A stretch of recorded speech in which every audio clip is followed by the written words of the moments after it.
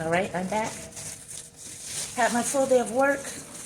It wasn't bad. It wasn't a rough day. Fridays usually aren't. But we also had an event at work that made it, a lot more interesting and fun than it can normally be. So I'm thankful for that. But now I am home, and now it's time to get back to the work that matters to my heart, to the work that feeds my soul and my spirit. So yeah, left off finessing this piece, and I probably should have opened it up before I started the video and let it air dry out some more so that some of the softness could leave the outside of the clay. I'm probably gonna have to let it sit for a little while because it's still, oh Lord, I got the camera turned so far away, sorry guys. It's still pretty soft on the outside. So I'm just going in and cleaning up some spots. The inside of this vessel is not refined. It doesn't have to be. It just needs to be, solid and able to hold up under its own weight, which it is doing fabulously. So I'm all good. I'm happy. So I'm gonna hush now and just get some tidying up done on this piece.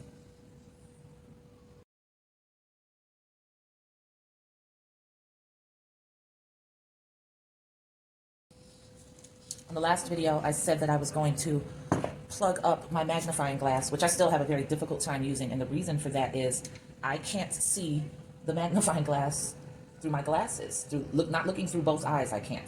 I have to shut one eye in order to work, and that's just weird to have to do. So what I'm probably going to have to do is just take a paper towel, fold it over one of the eyes of my glasses, so that this way I have no choice but to only look through one, and I won't constantly be straining my eyes with trying to keep one of them shut and one of them open. It'll just be a more, natural process because my vision will be blocked by the barriers that I put up there. So, but if this doesn't always serve as a magnifying glass, it works as a wonderful spotlight because it's so adjustable and because the arm allows me to extend it, and then the actual, magnifying glass, when you activate the light, I can just put it where I need it to be. And that's a tremendous help because I work in piss poor lighting all the time, and I need to be able to see what I'm doing. God, Terry, say it, don't spray it. Did y'all see that? Anyway, I need to be able to see what I'm doing very clearly so that I can clean things up, to my liking. And a lot of times I don't realize that I've missed some vital areas until I get ready to take photographs. And now when I take photographs, I usually put it on a little stool that I have in my house that's underneath a chandelier. So that's when I end up seeing, the different lighting fall on it. And then I realize, oh my God, you missed a whole area here. Then I have to bring it back over to the table, clean it up, then put it back under the light again to see, did I do a good job? So like I said, even if I find that using this magnifying glass doesn't help, it's going to act as a spotlight, and that's perfect. So it's going to serve a very vital purpose no matter what.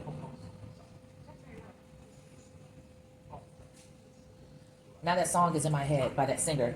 You know what I'm talking about? Because I said the word chandelier. I wanna swing on the chandelier. That one? Yeah, that's what came to mind. So I'll be sculpting, and random thoughts will end up popping into my head about shows, TV shows, or music, or whatever. And I don't usually fill y'all in on that because it's just part of my inner dialogue,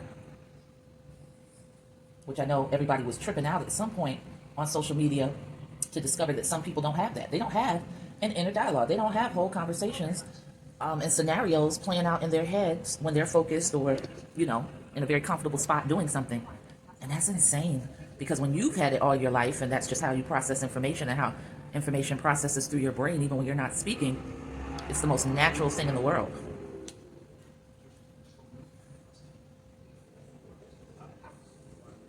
Like, see how I was just able to just turn that light, and it gives me such a better perspective for cleanup, because that, without the lighting under the shadow, or within the shadow like it was, it looked like this was much more refined than it actually was. So I'm really happy about this unintended purpose,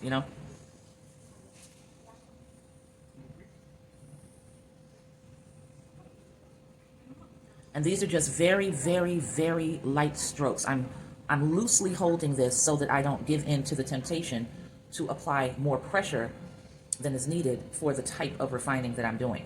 So I'm keeping a very loose hold. It's toward the bottom. If I held it up here, I would end up really digging in, because that would just be natural movement for me. So all I'm doing right now is sort of making sure there are no clumps of clay or misshapen areas that don't follow along the lines of what this is supposed to be. And as this gets leather hard, I'll go in with either a tool like this, you know, sort of a paddle tool, or this one, and scrape it out again and make it even more smooth. And the same sort of thing. Even though I'm holding this very close to the top, I'm holding it very loosely. And I'm scraping down very gently. And once I've gone across something horizontally, then you come back and you scrape vertically, and that removes the ridges and helps your piece look and become even smoother. So that's what's happening here. Still a very, very, very light touch.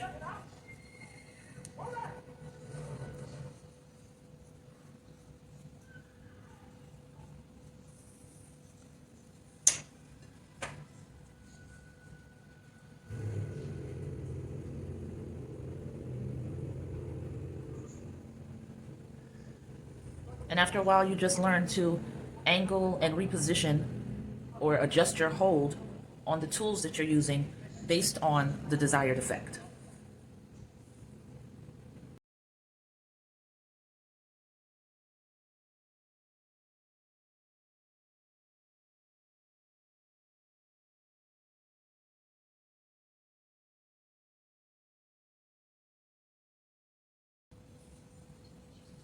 I realized that I needed to slow down because I started falling into a groove with the speed, and then when this slipped off too far, I dug up underneath. So when you see things like that happen and you start getting sloppy, you just take a moment to refocus, or you do it again.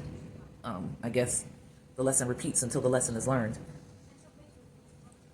Stop, breathe, think about why that went wrong, and I realized it was because I moved too quickly on this part, and I need to pull away a bit so that I'm not inclined to just come right back up in and make the same mistake. So maybe come out a little.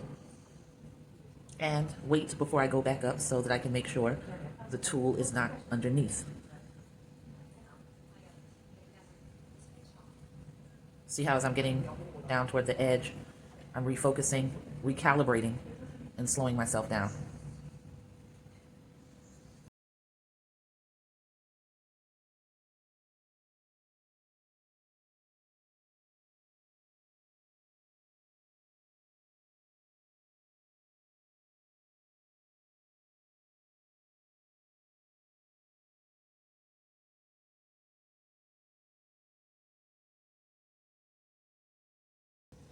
So I just finally took a break and stopped and looked up at the camera and realized that you can't see anything I'm doing because it's all happening under the magnifying glass. So sorry for wasting loads and loads of your time, but I'm just going to drop that down so that you have a better vantage point and can see what's happening. I'll probably have to edit all of that out because it's not going to serve any purpose. And that's fine. That's what the editing tools are for.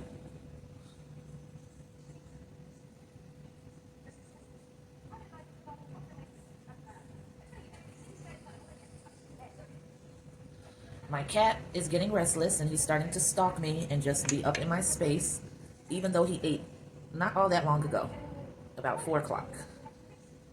And he should be fine, so I'm ignoring him. And at some point I'll call on the boy to feed him.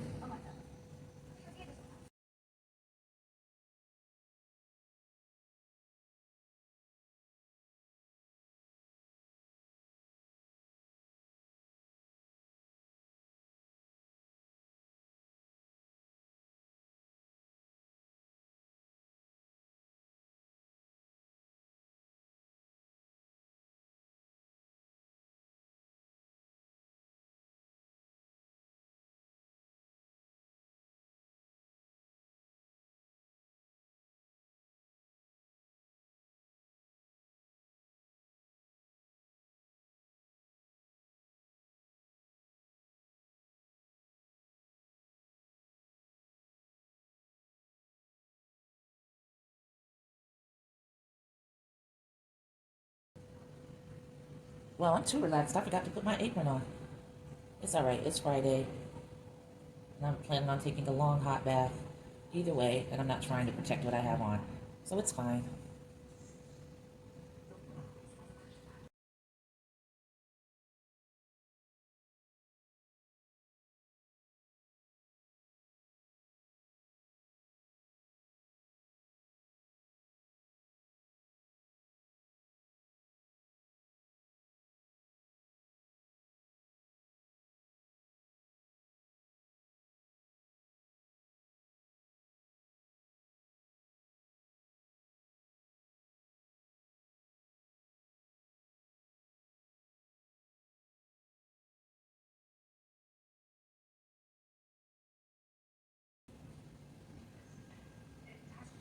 These particular tools, even with the lightest touch, they're heavy of their own accord somehow. And you just end up digging in fairly deep, no matter how loosely you hold it. So I tend to sort of stray away from using it and stay with the lighter wire.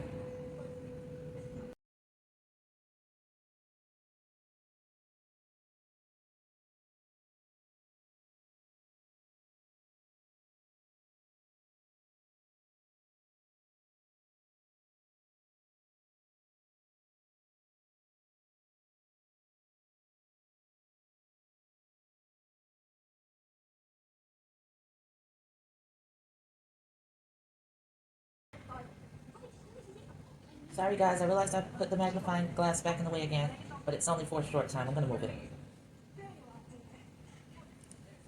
And this is what I'm talking about when it comes to the distinction between when you need to focus on the marketing and the content and when you need to go ahead and let there be no interference with the creativity and the zone that you get into while you're being creative.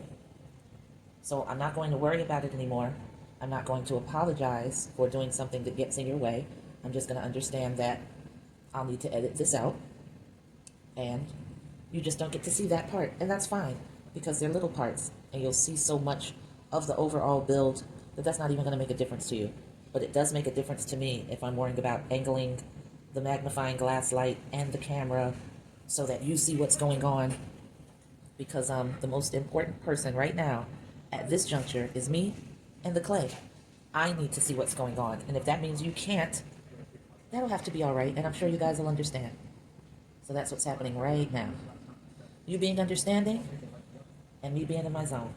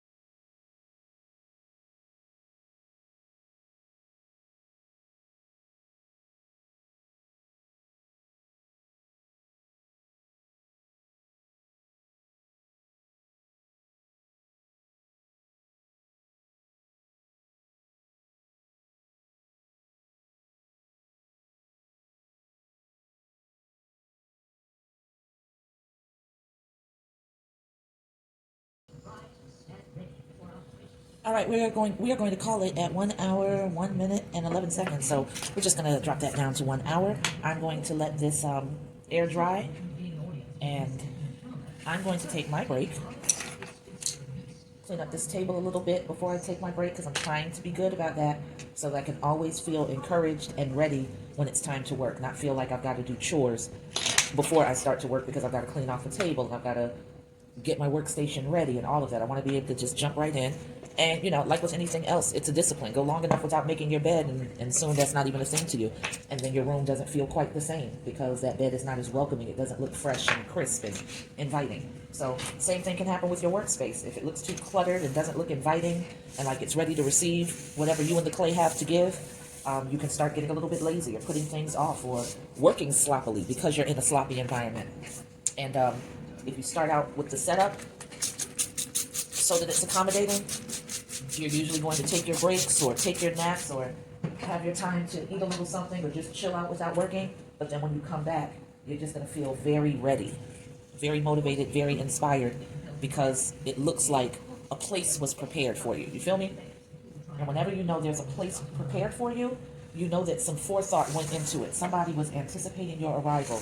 And there's nothing better than knowing that someone is looking forward to your arrival. So that's what I want clay and my art to be, and my environment, a place that looks like it's looking forward to my arrival. So I have to work hard and discipline myself to do that. Now, mind you, the floor is still a hot, heavy mess, okay, because I don't have a vacuum cleaner yet, and this is where all of the clay falls into. But guess what? I don't work on the floor, so if I don't look at it, this is my whole workstation right here, this little area of table. Boom. So this looks inviting. This looks ready for me. All right? Peace.